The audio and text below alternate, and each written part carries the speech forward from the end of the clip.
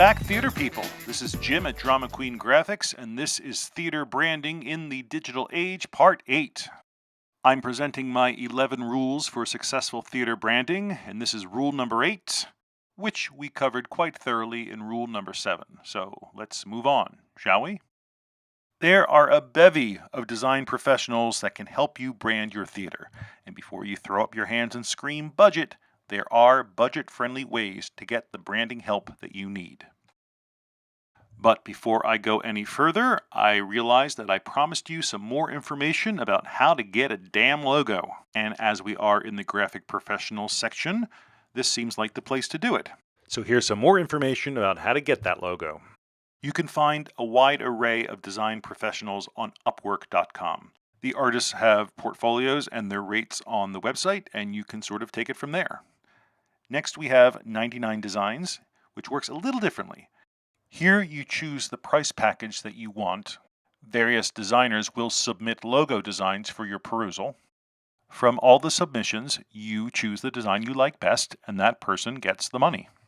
You get the benefit of seeing how many graphic designers would approach your logo, but you're only paying for one.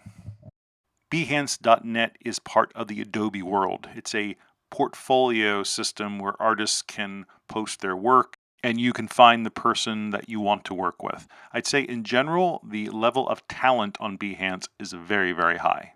And I would be remiss if I didn't mention my own company, DramaQueenGraphics.com. We've designed logos for a wide range of organizations, particularly performing arts groups. You name it, we've logoed it. Also, because I know you're already thinking this, it might be worth checking out a local college art department. However, if you're looking for an ongoing relationship, this might not be the best choice since students presumably graduate. Once you have a logo and a website, if you're going to spend money, spend it here. We love what we can see, and photographic images are the closest someone can get to seeing your show without seeing your show. Have your photographer shoot as much as they can and repurpose as much as you can. Have the same photographer do headshots, publicity shots, and production shots.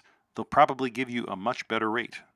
And remember, production shots are not just for your archives. They have practical uses, your website, blog postings, and next year's season brochure. And while we're at it, how about we put the community back into community theater?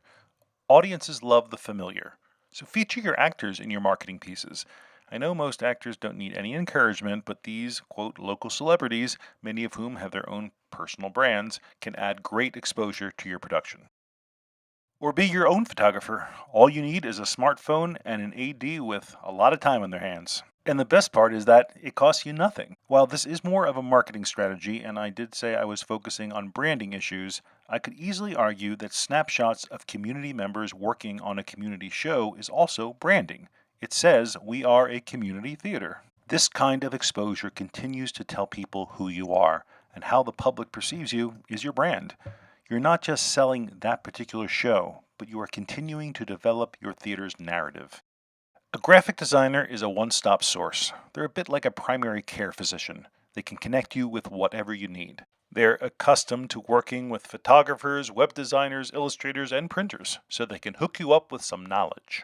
And let's talk about the sheer volume of ad sizes, particularly all those digital banner ads. Why go it alone? Remember way back in the consistency section when I mentioned graphic standards, which is the rule book for keeping your brand intact? This is the person that can help you with that. Even if you obtain the official logo from your licensing company, you still need someone to customize it and pull it all together. We touched upon web designers in the website section in Rule 6. Basically, you can find web designers on many of the same sites that I referenced earlier in this section.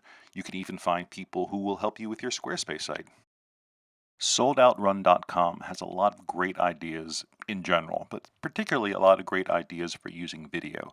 Clay Mabbitt, who runs that site, writes blog post after blog post of great marketing ideas, so I would certainly check out SoldOutRun.com. Rule number 10. We're almost at the series finale. What are you promising your audience? What best communicates that promise? When it comes to branding your production, that's the bottom line. A big question then is, do you use the official Broadway logo, the one that has been seen the world over, or do you start with something entirely new? There are different schools of thought.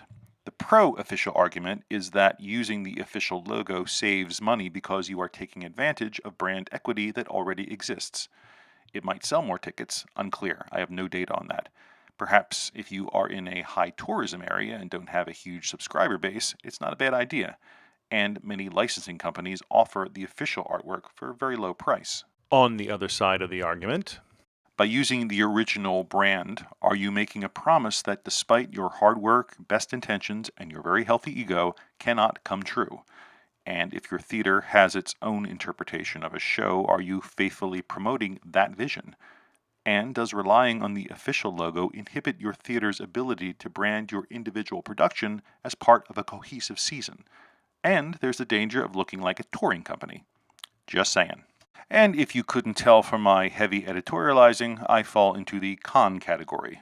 But full disclosure, I sell new designs, so I am far from objective. This is a fascinating solution. It plays on the iconic logo, but has a twist which immediately tells the viewer that this is Les Mis, but it's going to be its own entity. It's not your daddy's Les Mis, which is what you want. It, I think, wisely exploits the strengths of this mega brand, but also says, I am my own thing entirely. And that's it for this supersized episode. Stay tuned for our series finale next time. This is Jim at Drama Queen Graphics signing out.